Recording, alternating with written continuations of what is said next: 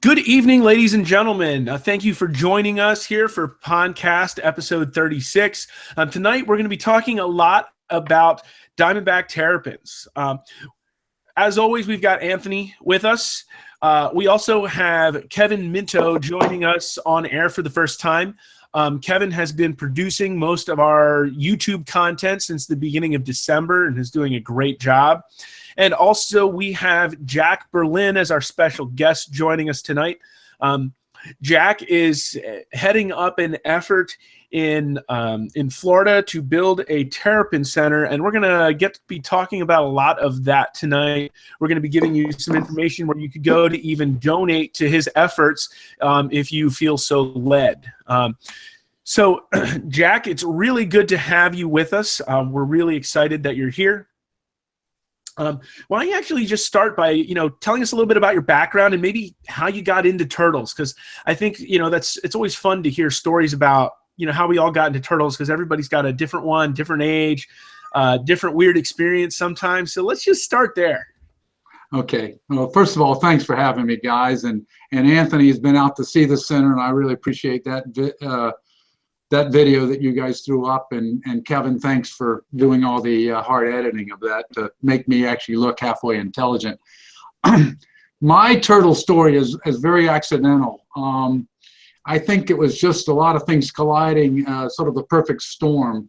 I actually live on a brackish water creek in Tampa Bay, and my wife and I were sitting out having a cocktail one day, and she says, "What's that in the water?" And I got my pool net, which I usually leave on the dock to pick up trash because I just can't let it go by. And I scooped this little turtle out of the water that was on its back doing the backstroke, and I threw it in an aquarium that I happened to have up at the deck. And I said, oh, it must have been a box turtle or something that shouldn't be in the water, that fell in the water by accident. And then a couple of days later, I take a look at this thing, and I said, that's got weird bumps. And that's kind of a weird looking turtle. And I started doing my research and talked to a friend of mine that's a vet, and he said, you got a Diamondback Terrapin baby, hatchling. And so that's sort of my introduction to hatchlings. But that came together with a couple other things. When I started doing research on terrapins, I then realized my past experience with terrapins. I grew up in Savannah, Georgia. Tybee Island is huge with terrapins. As a kid, I can remember going to Thunderbolt, which is on the estuary there off the Savannah River, and they had huge, I don't even want to call them aquariums, but there were pens of terrapins. I'm older. This has not happened in a long time, but they used to ship terrapins. They would capture them and ship them to New York to make soup out of. And I used to love going there and seeing all the terrapins, and I wasn't old enough to realize that they weren't going to be alive very much longer. And then in my driving period, Tybee Island, which is Savannah Beach, every spring, right about now, as a matter of fact, our friend Jordan's probably got his crew out there on the road, there is a slaughter of female terrapins on Tybee Road as people drive to and from the beach, as the females are coming to nest. That set a guilt trip going. And so I kept getting more and more interested. I set up the Facebook page. That's how I got introduced to you guys some years ago. And as fate would have it, my son was going to a high school that was a Tampa Prep Terrapins. And so I brought my first rescue terrapin and the one I had found in the water some years before to their science club, and none of these kids had ever seen one before. Oh, wow. And I said, yeah, absolutely, wow. And as I did research and I saw what they've done in New Jersey and South Carolina and in Georgia and other places for terrapin centers, I said, we need one of those. And that's how this idea got started. It was part guilt trip, but I fell in love with them. I fell in love with their story. And then I fell in love with all the people I met. Yeah, you mentioned Jordan. Actually, now that I think about it, it was the June episode of the podcast last year. We actually went live from one of the, the roadway where Terps does a lot of their work with Jordan, and our own Amanda Sargent was down there with them. And so Kevin and Anthony, apparently next June, we also have to find a Terrapin thing, because apparently that's our June thing. I don't know. Don't look at me. Don't look at me. Kevin's the guy. Kevin's your guy. Listen, here's the plan. Hopefully his exhibit will be done by next year. I'll go down there in June to see it. Oh, that would be awesome. Could go live from the Terrapin Center next June. Don't let your mouth write checks your butt can't cash. That's all I'm going to say. Jack, it's up to you, man. You got to get it done by then. I have more faith in him. I have more faith in him building a center than I do in you getting to Florida. Oh, it's a 24-hour drive. How hard can it be? I didn't mean to jump on you. Welcome to the Pondcast, Kevin. I'm sorry. I didn't mean to jump on you so early. Hey, don't forget I know where you live. That's true. We're like 5 minutes in, and I'm already giving you a hard time. I'm embarrassed.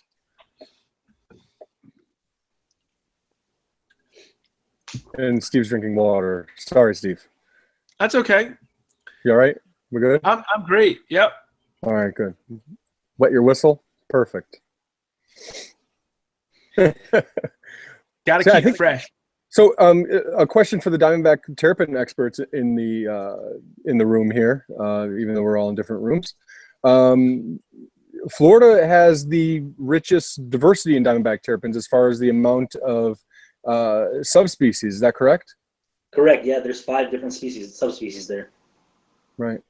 I think that's wonderful, and that just points to how important it is for Floridians to take it seriously, at least somebody to step up to the plate and, care about this, the diversity that's there and the animals that are there, because it's very likely that these, kind of siloed populations don't get,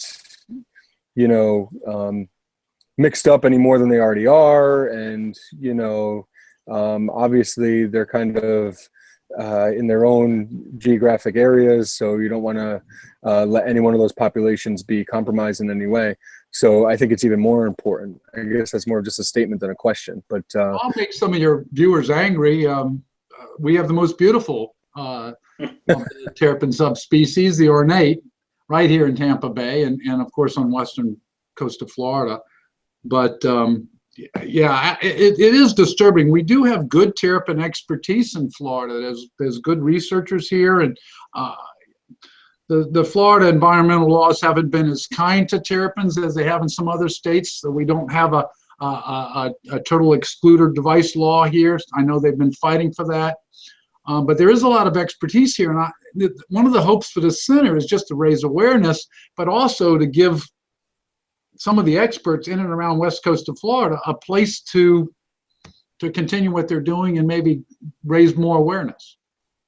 Right. So when you talk about the turtle excluder device, what type of trapping are they doing down there that's not using the device? Just, I mean, for somebody who's from the Northeast, I'm wondering what type of it's the same. It's blue crabs. Commercial. Yeah. So it's those crab traps. They basically, a turtle excluder device would be like towards the top of the trap, so that the turtles can come to the top to surface for air, find the hole that they can fit through and get out of the Actually, no. trap. Actually, no. If you remember the video that we did, there's actually an orange. There was a picture when you went across a crab trap. There was an orange device over the mouth, and it keeps an adult size, some of the smaller males and juveniles, but they probably could get out as well because most crab traps have a hole big enough for smaller crabs to get out.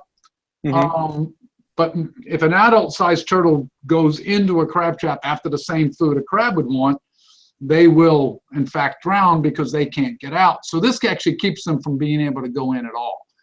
The knots on the top of their shell would bump into the turtle excluder device, and certainly the females, as large as they are, would not be able to get in. Right, and it's rigid, so it has no give, and it's not very tall. It's wide, but it's not very tall. Right, and studies out of the University of Georgia have shown that actually having turtles in a trap actually lower your yield of your crab trap. But I think that's just one of several things in and around the west coast of Florida, probably the entire eastern United States as well, between crab traps, all the way from New England all the way down to the Gulf Coast, but also seawalls, which is limiting a lot of their nesting areas. We've seawalled everything. Oh, very nice. There you go. There you go. They're Very all nice. about 35 cents in quantity, if not less. I think it's so interesting what you said too about you're potentially going to catch a lot less crabs if you have terrapins getting into your traps, and There is a picture on the internet from a University of Georgia study, I believe, over 100 dead terrapins in a crab trap. You can imagine that no crabs would fit. It's one of the most painful looking photos I've ever seen. It's probably over a decade old now, but but the population in my hometown of Savannah is, as Jordan would attest, is down mostly because the only ones that are getting hit on the road are gravid egg-laying females, and you can't continue to take the female population with eggs out of the population and hope for the species to do well. Right, absolutely. But I think, if you're going to catch less crabs because there's terrapins in there either scaring off the crabs or taking up all the space in the trap, then that's the argument you want to make, because obviously humans, we want what we want. And, there's no way there'd be a 4-inch law outlawing the possession of pet dogs because children might eat their poop and get E. coli. But there is that law for turtles, and it's because they're seen as an exotic pet and not necessarily a necessity the way that dogs are seen as a necessity in our lives. But that's the argument you have to make, right? Is that, you want to be able to catch your crabs and, put food on the dinner table, then we want to make sure we keep the terrapins out of the traps for that reason.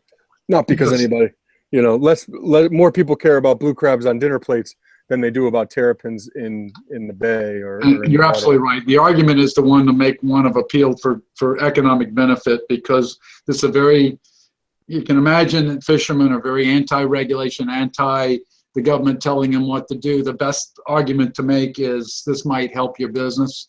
I don't expect it anytime soon in the state of Florida, but hopefully, again, through actions like what we're trying to do here in Tampa Bay and other actions, we raise awareness. That's one of the things that hopefully this type of project will do. Absolutely. A few years ago, I was on an eco kayak tour in Sea Isle City, New Jersey, and the lady that was leading it told us anyway that she was part of the team that developed the turtle excluders, and how when they tried getting it initially rolled out, nobody would do it at first, and they actually had to create an acronym, and I don't remember exactly what it was, but I think it was something like boob, to put in the articles for it, to get people to come down and find out about it. Otherwise, no one was coming to see it.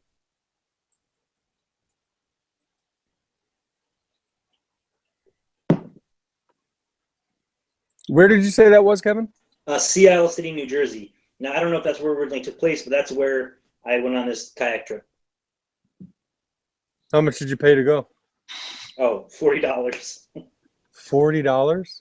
Yeah. That's pretty cool. Well, yeah. Kevin, when you come down to Tampa Bay, we'll get you a free kayak trip. How about that? Perfect. Whoa. I didn't get any kayak trips. I have to go twice to get the kayak trip? Yep. Anthony, I don't think you'll fit in a kayak. Yep. That's true. I got in because Anthony of Kevin. Two kayaks just for himself, one for each leg. I have 2 kayaks. They're called shoes. Thank you very much. So we do have a viewer question that might be interesting to talk about. Somebody was asking if there is a most endangered diamondback terrapin, or if we could call them all substantially endangered. Yeah, I think every state is different. I don't know Kevin, do you know the answer to that? Are they more? I would think I would guess up in the Northeast the more urbanized, the worse. I would guess, right? I mean, I would say the northerns the state are of more Florida is probably better off. Yeah, I would say the northerns are more common. You see them a lot more. They're produced a lot more because they're easier and they're sold cheaper too. So, but there's 2 parts of the question though. I think when you're talking about endangered, you're talking about endangered in the wild, and versus what we see in captivity. So I think when you're seeing northerns in the pet trade more, it's because of their huge range, more opportunity than all the way along the coast from Cape Cod on down to actually find pockets where they still are abundant enough to collect them and bring them into the pet trade. So I would say that maybe, like the mangrove diamondback terrapin might be the most rare in general in terms of numbers. Right, yeah. But I don't know if you could speak to that and that's just a shot in the dark too. I don't know. It could be what's the common name for tequesta? Florida East Coast. That's the common name of that diamondback? See, Florida East Coast diamondback terrapin. Was that the one that you think would be the most rare? As far like which one do you think would be most rare for like the least amount of animals that exist in the world for that subspecies?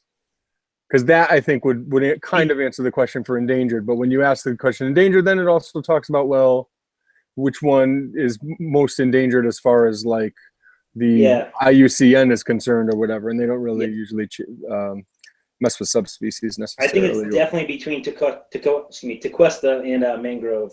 Mangrove's on very small area in the Keys and along the southern coast, and tequesta's from a very, very small section in the Florida East Coast. Yeah, because north of that you get into the Carolina terrapin, and I think the Carolina terrapin is my old savanna species is somewhat protected because they're not of handsome. They're green. They're duller. They seem to be bigger. The females seem to be really big, but the people like the northerns because they're colorful and they like their ornates. That's what you see the most of Texas. Yeah, they're a species of interest here in Florida. They're not considered endangered. Mm-hmm. Well, Florida is one of the few places that has the ability to take from the wild. Which I wish they'd stop. Yeah. Right. Now there are rules as far as there's a limit to how many you can have in your possession. You can't take them for commercial purposes. And then there are a lot of places that are locally protected as well. But that's something that we would, want to advocate for the changing of.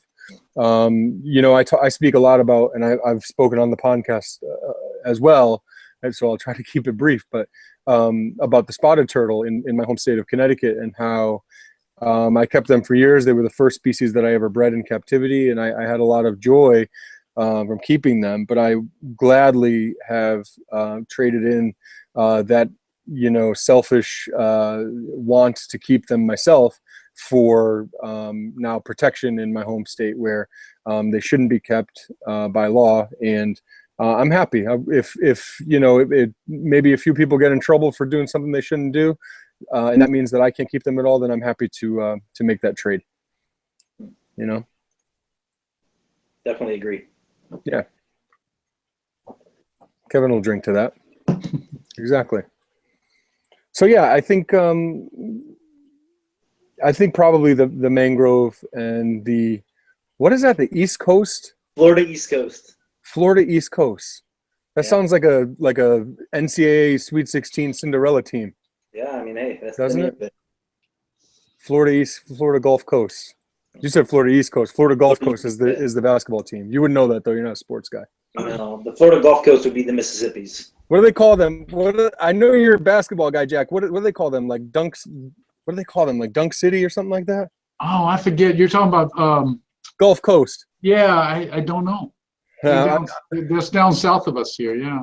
Was that they were Cinderellas 2 years in a row? Yeah. They were, and really undersized, but really athletic. A bunch of dunks. I can't remember what they call them. Dang. Google, where are you when I need you? Right here.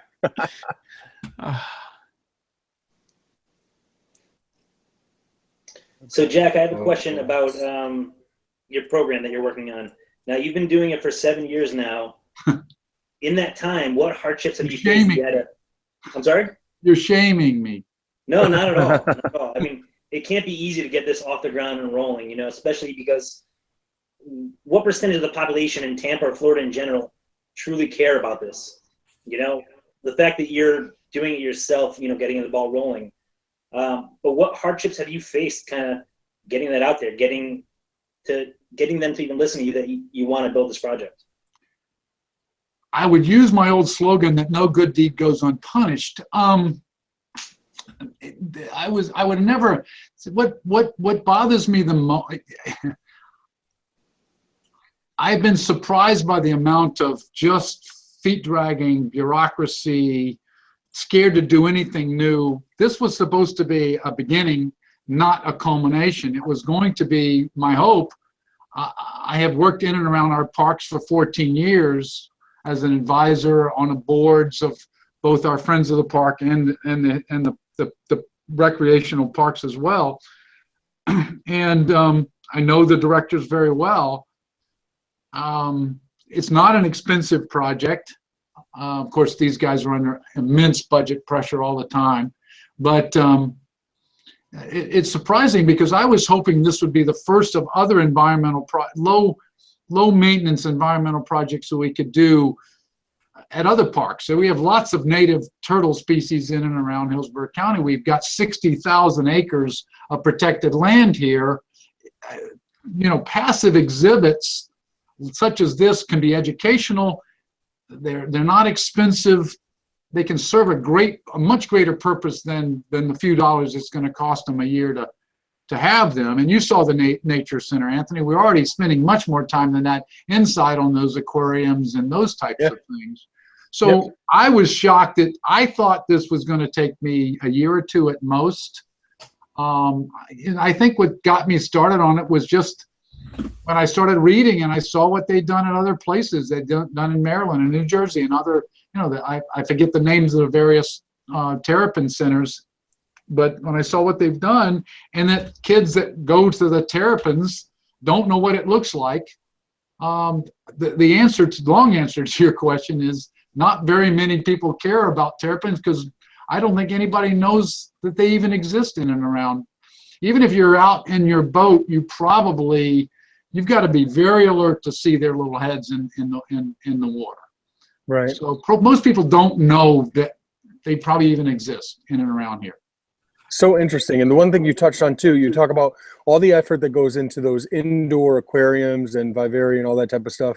And, you know, look at what hobbyists and what herpetoculturists are doing in Florida.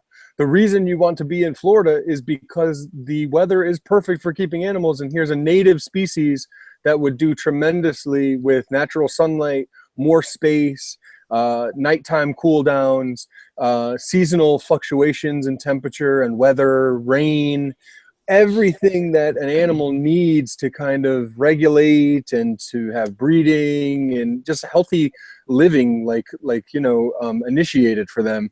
A lot of it comes from the weather and just the outside world and the elements, and you're taking that away when you bring them inside, and it's a big risk.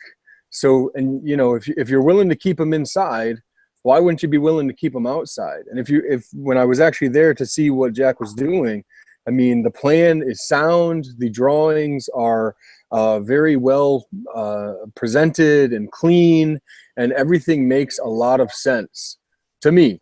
But, you know, I'm just a turtle guy, so I guess I don't know all the other parts that go into it. Well, you mentioned a couple of things. I mean, I'm not a Terrapin expert. I just have luckily gotten to meet quite a few of them, like Jordan and Kevin, and several others through the Facebook Diamondback Terrapin page, the group there. But, you know, having lost, you know, when I went from that small aquarium and then I realized this would need to be a water turtle. So then I actually went out and bought a baby pond, you know, one of those little round things. My wife loved having that on our deck. So I actually progressed from there. I got a rescue female who's, you know, I've given antibiotics. She's still laying eggs, laid eggs just a few weeks ago, but half of her shell's gone because, and I wanted to mention this for hobbyists out there, people that are listening, if you are going to have them, first of all, make sure that any Terrapin you're going to have as a pet comes from a captive breeding program and not from the wild. Second thing, please make sure you understand their needs. They do not want to be in the water 24/7. They do need to get out. They need to have UVA-B. And the Terrapin that I rescued, it's been 4 years in an aquarium, no natural light. The shell was just horrible shape, and she's lost most of it now, and I don't know that it'll ever come back. But then I built a pond, and it has natural sunlight, and I also supplement that with a light that's on a timer that's on about 6 hours a day, that they will go congregate when the sun moves behind the shade of my house. But having, you know, and I've lost a couple of terrapins, and that's a tough thing to do. So I have had to learn terrapin husbandry, I guess, is the hard way. And having done that, I'm trying to replicate that in what I'm going to build at that park. I'm trying to make sure that the mistakes that I made are not replicated, and that we build something that's low maintenance, that's safe, and we're hoping to be able to head start 25 or 30, you know, baby terrapin every year. You also spoke about being able to provide educational opportunities to college students, people who are, you know, studying, you know, environmental studies or things like this, so that they can actually come in, work with a native species that is very dependent on the environment and can almost be like a canary in the coal mine type of species that can kind of reflect what's going on in the ecosystem, and is a very important part of the ecosystem. Can you share something about, you know, your thoughts with as far as where this project could fit in educationally with maybe schools in the area? Yes, absolutely. Both, I think, elementary, high school, and colleges in the area. We have been approached by one young lady that's at St. Pete College, taking some sort of a biology program, and she wanted to work with turtles. And they do lots of unpaid internships at the parks, and that would be the first route. I am hoping that someday we can figure out how to do some paid internships as well. But we have hundreds and hundreds of kids that come through that park annually, and there will be educational materials, educational handouts. I keep wanting to put that Turtle Room logo up there if you guys will help me raise a couple of bucks.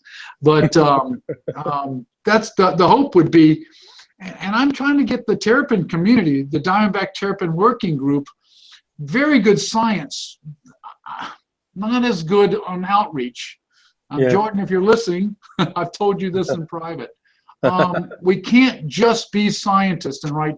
We need to do the other things that we need to do to get the community involved, because good science without telling the world about it and without, you know, sharing the experience will not translate into support of legislation or support of getting public money to build this Terrapin Center, which is on the bottom right of your screen right now. But yeah, it needs to be a beginning and not an end, and hopefully we will continue to plagiarize. I know it's a bad word, but I have loved some of the programs I've seen at other Terrapin centers, and I'm gonna hopefully to fly some of them down and have them visit. I want Jordan to visit. I would like to make sure that I am not the Terrapin expert, that we get Terrapin experts in there to help us get the maximum use out of this facility. If we're not copying off of successful programs in conservation, we're not doing our job, you know? Absolutely. So, you know, plagiarizing is a funny, you know, one of those funny words, but that's exactly what we should be doing. If somebody else has a successful program in another area, we might be able to learn things and replicate that elsewhere, for sure. Yeah. Yeah, I think we're doing the animals a disservice if we don't. You know, if something's known to work, then, you know, it should be used everywhere. This is such an interesting species, and for anyone who hasn't seen the range map, I mean, they really go all along the coast, all the way from Cape Cod all the way to Texas, and it's the most amazing range map you'll ever see, where they're not going out to sea, but they're not coming inland at all. They're just right there in the mangroves and the estuaries and marshy areas around the coast, and just all the way along the coast. It's amazing. It's amazing because they do tolerate fresh and salt, but they seem to like that brackish water mix, and they're really the only brackish water native species that we have. So, right. And Kevin will attest that these subspecies can actually interbreed, which we're trying to make sure don't get into the wild. But Yeah, and they do integrate naturally, and then there's the history of the animals that were like captured for the food for the food market, but then maybe were released and released in the wrong area, and lots of genetics get messed up.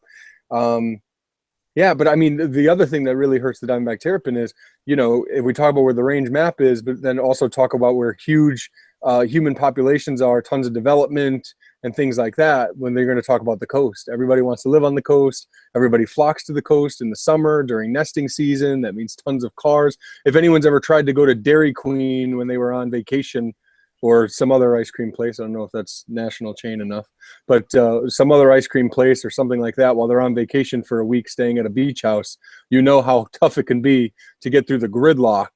I mean, way tougher than, you know, driving through any city besides maybe New York. Just saying. Sorry, Northeast guy with a little bit of hatred for New York traffic. But yeah, but I mean, like, they're right there where all the people are right during their prime nesting season. They do love expensive real estate. They do. They're like the bougiest turtle. Could we call Where them? do we want to live? We want to live on the estuaries and coasts, which is where they naturally breed. And you know, the hatchlings typically will stay in the mangrove for about, you know, 7, 8, 9 months before they enter the, you know, enter into the system to start mingling. And I think that's where I ended up with that first baby. It was probably only a few months old, and it probably had somehow gotten knocked loose by a bird or something out of where it was kind of hiding around, because they typically will stay close to their nest for some period of time, months and months, before they'll go into the ecosystem and get into the rivers and start. Because they're just at that size, at a $50 size, they're just bait. Yeah, too vulnerable, right? Yeah, we notice that a lot in research and things like that. That smaller representations of particular species are not do not show up in research because they spend their first several months, sometimes several years, hiding under the muck and not coming out to bask or things like that. Yeah, depending upon the species. Not that diamondbacks bask as much as some other species, but they certainly do bask. I know I've seen some great photos of a lot of them congregating to bask quite a bit. Did you see the photo I took a few weeks ago? Yeah, beautiful. It was. That was through a telescope. It was probably 600 feet out, you know, but it was a horrible picture, but really amazing representation. There's probably between 12 to 15 terrapins, like really on top of each other on a mud bank. It was really cool. They love to congregate. Even under my light, they will pile up on top of each other. It is funny. They are. And then in the wild, of course, they're nowhere near each other when they're in the water, but somehow they'll find these sunning locations and all congregate. But I can attest for you to know a terrapin is to love a terrapin. I dearly fell in love with this species. That's so great. It's true. It's true. I always joke that you can't get a picture of them in, like, you just can't. They never stay still, ever. They're constantly moving. Excuse me. So, do we have the image of the actual the drawing or the exhibit? We have. Yeah, of the exhibit, you know, to kind of, so Jack could kind of explain what we're seeing there. And yeah, can you zoom in on that lower right corner? Whoa. I don't know if we could try. It's Can we zoom? Do we have the technology to zoom? We do, but it's being a little finicky right now. I'll get this figured out here, and I'll put it up here on the screen in a minute or two so you can get talking about it. Well, hopefully everyone, Anthony, will watch the video that you and I did down at the actual park. Yeah, which was a lot of fun. Thank you. Oh, thank you. It was absolutely wonderful opportunity to be there and to see this. So as it exists now, you know, those white, the white framework is not there, and neither is Steve's desktop. Yeah, basically, if you look quickly, you can see the pier. We have actually existing piers that go out to the kayak docks and the fishing docks. They go around the Nature Center, which is that building right there. And that plate glass window exists already today. There was a honeybee exhibit there, which we're hoping to put back. We're making sure the mesh that we're going to build would allow, butterflies and honeybees and other things that come in there. And then it's just going to be, I forget the dimensions of this thing, but basically it's going to be a pond and some sunning area and sandbanks for them to brunate in the winter and lay eggs in the spring. So we would hope that ultimately, I think this area could probably hold as much as maybe 7, 8, or 9 adult terrapin. We won't start off with that many. Yeah, I mean, I think very easily they'd be able to spread out and not see each other too often. It is a big area, and it's great too. It's sloping, and it's facing where the sun crosses over, and the soil's already sandy, and it's filled with native plants that would. Yeah, it's less than a foot above the high tide mark where it is. Right. Right. We're right. If you went under that pier that's on the drawing there, you're at the high water mark of the upper Tampa Bay. Right. You talked about building it up with even more sand, right? I'm nervous about really high tides, a good blow, or we get every once in a while we'll get a tide surge, and you don't want to have everything just kind of wash out. So right. We'll try to protect that with a little bit of we'll raise the elevation a little bit in some areas. So, please, were you gonna say something, Kev? Yeah, I was just gonna ask, what's your plan for filtration for the water? Is there, because on tidal, are you planning on having the water just drain out and refill from the tide? We tried looking at that, but the trouble, our winter tides can be, the slope's so low, we'd have to build our PVC pipe out, I think like 40 or 50 feet to have water all the time, because it's, it may be water at high tide and it's mud for a long way at low tide. So I think what we're gonna do is just fill it with fresh water. We'll put some marine salt in there, and we're gonna just put a pump and a bead filter and make sure that we can handle overflow for rain, or if it was a high tide, so there's a place that the water can run off without taking everything with it. So I think we'll do it that way. That'll be very low maintenance. And that's the way I've done it at my pond at home, and it's just so easy. That's great. So we'll have freshwater intake right there, and we'll have the outflow, and it's just we can add. The guys are already doing the salinity meters for the aquariums. They can handle. That'll be easy. Okay. I do have one more question. So in the wild, diamondback terrapins have, really unique abilities to get fresh water. They still need fresh water to drink. They'll drink rainwater as it collects on the top. They'll drink it off of each other's backs. It's pretty crazy. I've seen them come up to my hose when I'm putting it into the pond and actually take a drink. Yes, but there will be places. What we'll probably have is, I'm thinking, some indentations where water can gather, rainwater can gather. We're also at that area of the bay. We'll keep it at the salinity of the bay. It's really very light brackish water. Okay. And they do have the capability of extruding salt. Yeah, they have glands right below their eyes. Yeah.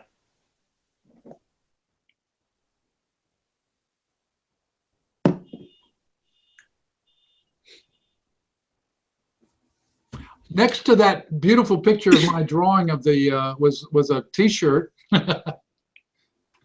I'll do a really terrible plug. Shameless plug. Go for it, please. That's why we wanted you here. Yes. Well, actually, we had some original artwork when we designed those T-shirts, and if people want a T-shirt or want to support in any way, there's plenty of ways for them to do that through PayPal or credit cards, and if they give me $20, I'll be happy to ship them a shirt. Just tell me the size and address. So I should have gotten Kevin to wear his. Yeah, Kev, come on, man, drop the ball. I've been wearing it for like 3 days now. It's it's already got holes in it. Oh, there's no scent on these webcams. He wears that shirt to church. That's terrific. It really is a beautiful shirt. I love. I think sometimes, listen, as a guy who's been wearing reptile paraphernalia for a while, sometimes stuff isn't always the most attractive, and that shirt really is. The artwork is beautiful. I love that it's not black. on the white colored shirt, but the shirt I don't even think is white either. It's kind of like an off-white. A little bit off-white, yeah. And then even the I'm going off my memory too, but even the design is like kind of a charcoal color instead of black. It really makes it look really distinct. Yeah, we had to be very careful because we wanted that artwork, the gray shades to show up in that artwork, because it was tough. It was tough to screen it, but we spent a couple extra bucks a shirt to make sure it really came through. Yeah, and you could tell that wasn't just made cheap just to throw someone a shirt. That's a really nice shirt. It's nicely done. The image is really large. It looks good. It looks really good. So for anyone who wants to support the project, be sure to pick up one of those shirts, or 2 or 5, for all your closest friends. They really are really nice shirts. My You've wife got me in a back order situation already. So yeah, that's right. Yeah, my wife has one. She absolutely loves it and wears it all the time. That's the front of it. Yeah. That's a nice shirt. The guy seems to be missing his arms, though. Well, he wanted the shirt so bad he was willing to give his arms. Yeah, we just want you to know the shirt is for everybody. We don't discriminate. You don't have to have arms to wear the shirt. That's true. This is true. Kevin. That's great. That's great. Oh, and by that's great, I mean that's not great. Yeah, that's absolutely terrific. That's a beautiful shirt, and representing obviously, you know, the efforts to save one of the most beautiful turtles. And I joked before that it's the bougiest of all turtles. It's a very bougie turtle, likes to live on the coast, named after a girl's best friend, and is really one of the best looking reptile species there is in the world. A lot of people like turtles, and if they don't know diamondback terrapins exist, and then they see a photo of one and you see this Dalmatian looking thing, I mean, they can really be really striking and you know, beautiful to a level that a lot of people aren't even really sure exists.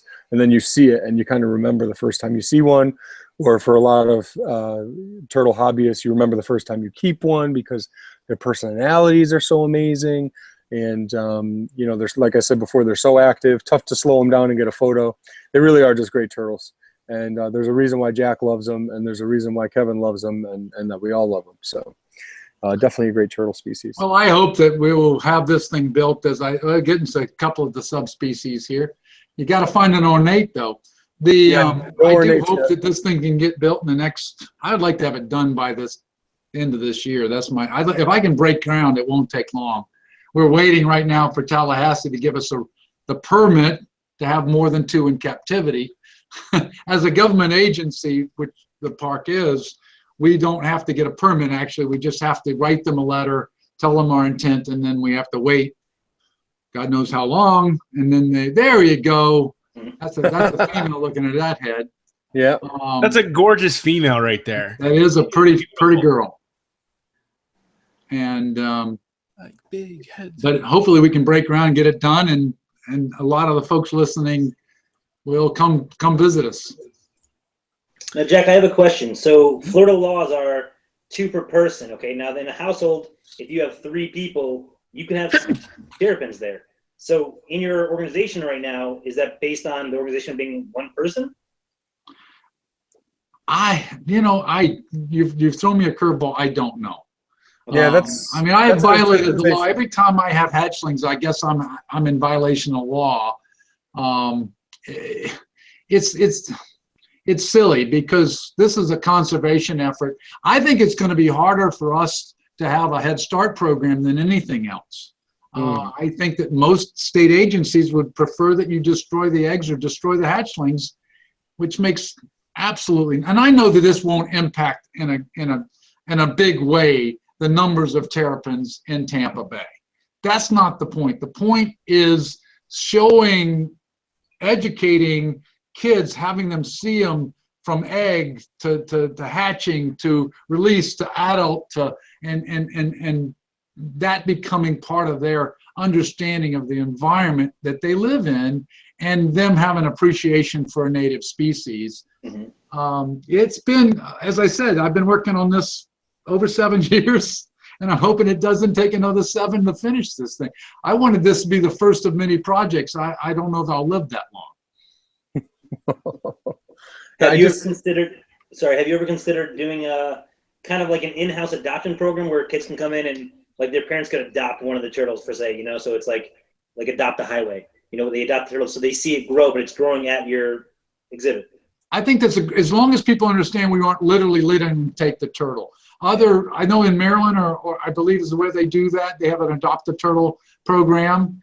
And I think it's a great idea as a fundraiser. And I have a feeling we'll have to continue our fundraising to, even though this will only be $1,000 a year to maintain, with budget cuts, who knows what I'm going to be facing at the parks.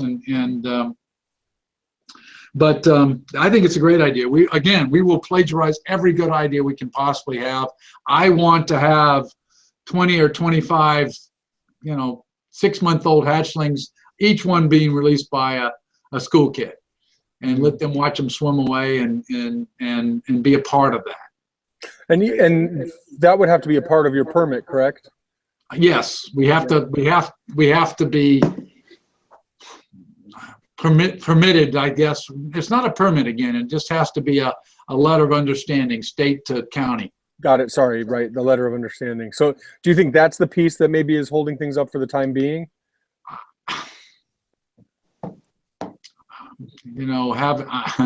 If I ever understood government bureaucracy, I guess I would be a genius. I don't know. Yeah, it's frustrating. And sometimes things just take a long time because that's just the way things go. And my fingers are crossed. Every time I'm checking in on the popular Diamondback Terrapin page on Facebook, I'm hoping for positive updates, and I know they'll come. Just like you said, don't really know when. I'm gonna be sneaking over there in the middle of the night with my little shovel and hammer and start building it myself if it gets too much long. I don't blame you. I wanted to take a second to talk about that photo that Steve shared of that macrocephalic female ornate diamondback terrapin. So female diamondback terrapins in the wild will feed on mollusks and will use those large jaw muscles, and that's why her head is so big. She'll use those large jaw muscles to break through the shells of the mollusks, and the males don't have the same diet. That's why they have that large head, and it's called macrocephalia, or that turtle will be macrocephalic, which basically means large head. It happens with females. It does not happen with males, and that's actually common in many species. It happens in the Graptomus genus, map turtles.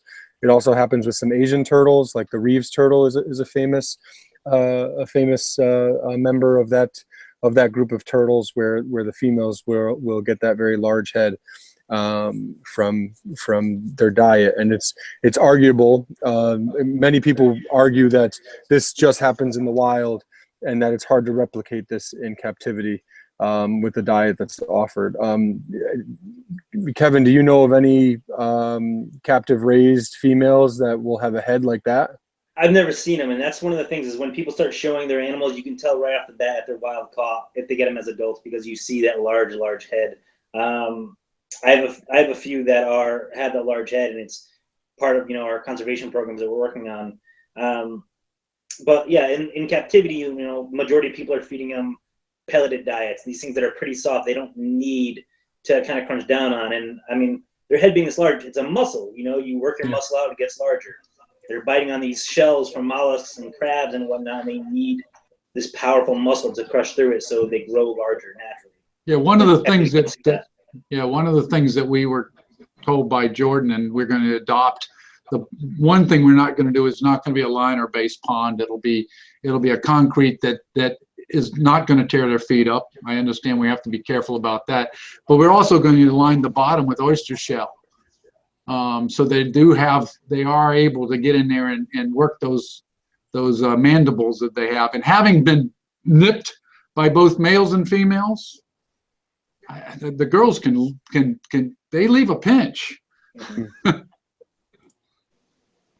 I wanted to say too, I think it's important to talk about that for exactly what Kevin said, in that, when you're on Fauna Classifieds or whatever website and you see these animals for sale, and you want to do the right thing, and you want to do exactly what Jack just, warned us all to try to do is to buy captive bred animals, and you see, you know, a cool subspecies like the Mississippi diamondback terrapin, which is often offered for sale on the classifieds, or at least was for a while offered for sale quite a bit. A lot of those females had that big head, and you can see, and the prices were pretty good, and the seller's pretty motivated to sell and all that good stuff. And then people buy them and you don't hear anything, but then all of a sudden they're back up for sale, or there's new ones that look just like them back up for sale. And you have to understand that you're really contributing to something that is taking animals out of the wild. And really just know that I can tell you a lot of diamondback keepers who take animals from the wild really don't have a lot of success with acclimating them to captivity. So you're really taking an animal out who has a small chance of survival for no real reason besides just your own amusement. So I really— I'll tell you a funny story. Yeah. Just this will be my last one. I know you guys got to run, but we actually had a rescue out of a crab trap, and she was pretty beat up and gravid. So I wanted to give her a little bit of time before putting her back in the wild. So I put her in my pond because we don't have a facility at the park. And I have a pretty high wall around my pond that my turtles have never gotten out of. She climbed out. This animal climbed out of this pond twice. And I finally just realized, you know, she's ready to go back in the wild. It was the most amazing thing I've ever seen in my life, because my captive Terrapin couldn't even think about climbing out. I don't know how she did it. So I actually have a video on my YouTube channel of a couple of years ago of my daughter and I taking and letting her go back out in the Sweetwater Creek. But I was amazed, but she was wild and wanted nothing to do with captivity. Yeah, there's a good chance that if like you're saying, she's gravid, she didn't find like the area where you had her suitable to lay her eggs, so she was probably searching for an area she needed. I was hoping. Yeah. And I think Steve had a relatively unrelated article that he wanted to share. Not totally unrelated. Right, and it's, you know, I guess it's relatively unrelated, but I think in reality, the diamondback terrapin is one of those highly desirable animals that could be hit by this exact thing. And so many of our viewers may have already seen this article from the LA Times. I think it was actually published for this morning's paper and on their website this morning. And so many of us in the turtle world know that the Southeast Asian turtles and tortoises are pretty much some of the most endangered, because they've been eaten and medicined and collected far beyond their ability to sustain wild populations. And so now big spenders in China are targeting, and this isn't necessarily new, but it's getting to a big audience finally. And so, you know, big spenders in China are targeting U.S. species of turtles and tortoises as collector's items and cuisines. And this comes up because recently 70 spotted turtles and 100 eastern box turtles were confiscated on their way to China to satisfy the collecting and the food, etc., drive from China. And so what happens is they get poached illegally from their native states. Then they get typically shipped legally from wherever that is to the western coast of the United States, where they are then exported illegally and smuggled out of the country. And so our best way to get them is by catching people trying to leave the West Coast airports for Asia. Well, let's be honest, though. Spotted turtles and eastern box turtles are not being turned into cuisine after being sent all the way over there. For the most part, not. But you'd be surprised probably by even the people who would want that little bit of delicacy because of what it represents culturally to them. I mean, let's be honest. It's not like the turtles that they've eaten before are big animals either, right? Well, bigger than spotted turtles, though. Yeah. Well, yeah, but you know, but Spanglary, four-eyed, some of them, you know, aren't that much bigger. Yeah, you could still throw them into a soup. It's true, but they call. I mean, look at the spotted turtle, and you know, Chinese culture really loves those pretty animals. I believe in Hong Kong, the translation for the name of the spotted turtle is the starry night turtle, which is obviously a great name for their appearance. Who wouldn't want to have one of those as a status symbol? They're absolutely beautiful species, and it's a shame that they're being taken not only to satisfy the pet trade here and in Europe, but also in Asia. A lot of our species are all over Europe and Asia. And, you know, that's not necessarily the worst thing if it was done in legal, safe ways. A lot of times these smuggled animals are taken in really inappropriate and unsafe ways for the animals. So that's a shame. And the article was written by, drumroll, Steve, don't leave me hanging. Louis Sahagan. Uh-huh. Interesting. James Liu provided some of the pictures and some of the quotes and stuff, and so did Paul Gibbons, also of the Turtle Conservancy. I'm embarrassed. I thought James Liu wrote the article. I'm embarrassed. No, but his name is under the caption for the top picture. Got it. So he was just captioned in the photo. I'm embarrassed. I thought he wrote that. I was like, man, that's awesome. I want to write for the LA Times about turtles. It was a really well-written article, which you could, you know, imagine for it to be in the LA Times. Start small. Let's get the Hartford Current, and we'll work our way up. Get me in. Get me in. I would love to write for the Hartford Current, but I'm too scared to ask. I get nervous. I don't know what to do with my hands. Sorry. That's really great, though. I'm happy you shared it, and hopefully it'll open some people's eyes. I mean, just like Jack said, these are, you know, domestic problems that are right here in our backyards or in the backyards of our summer vacation homes. Not that I have ever had one of those or have ever been to one, but yeah, I mean, they're right here, and you know, a lot of people don't even know what's going on and don't even know that the species that they grew up admiring as kids are no longer abundant, or that there even are these special turtle species right there in their own neighborhoods. So it's that important. And Steve, I think you had another question that you wanted to. We do, and I thought a great way to end a discussion about your project, Jack, would be, and somebody actually had asked about this in the live chat area for viewers. And so it was simply, how could somebody get involved in your program project? Be it somebody across the country who may just be able to donate, or maybe even more specifically, people who are in the greater Tampa area. How could they help you succeed and make this project really come to life?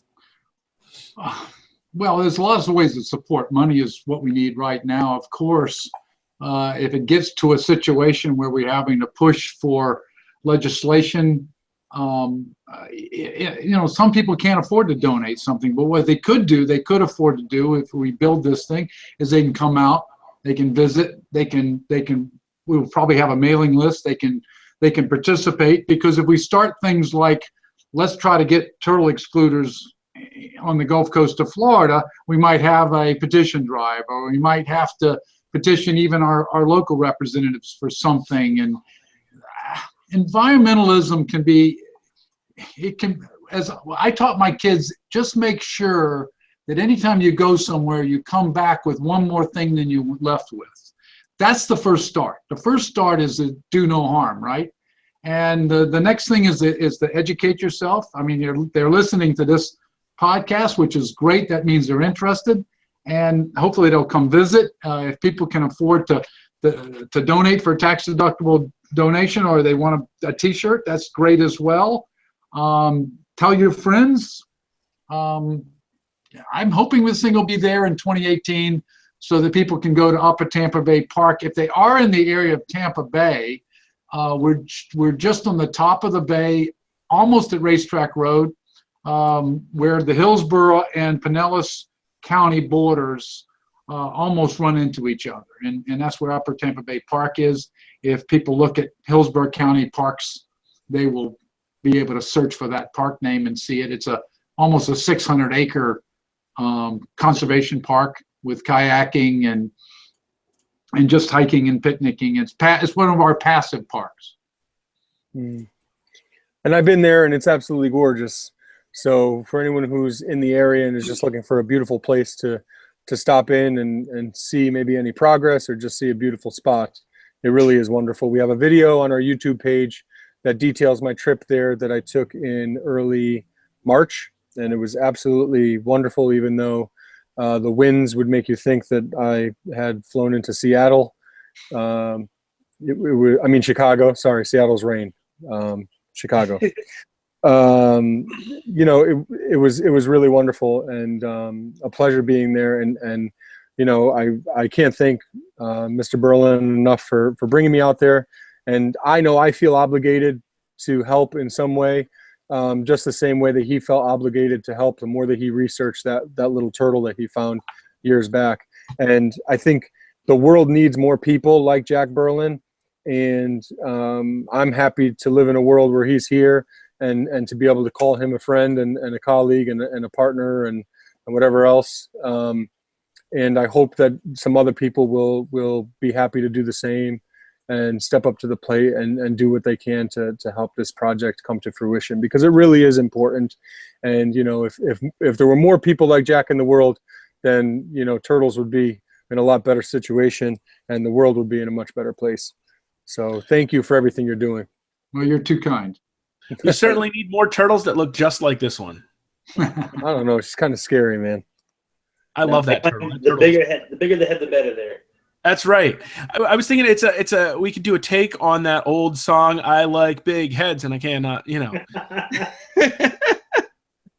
Sir Turtle. I'm not sure. What song is that? Could you sing more? Could you sing the original? I'm not sure if I know. Our audience is gone now. Yeah, they are. If they're not, they'll be gone if Anthony starts singing the original. Opera style. I'll sing it opera style. Don't toy with me. I'll do it. Well, ladies and gentlemen, we thank you for joining us. Jack, thank you for being our special guest tonight as well. Really glad to have you on, get to know you a little bit more. Once again, for Anthony Pierleone and Kevin Minto, I'm Steve Enders. Have a great night. It was fun, guys. Thank you. Thank you, Jack.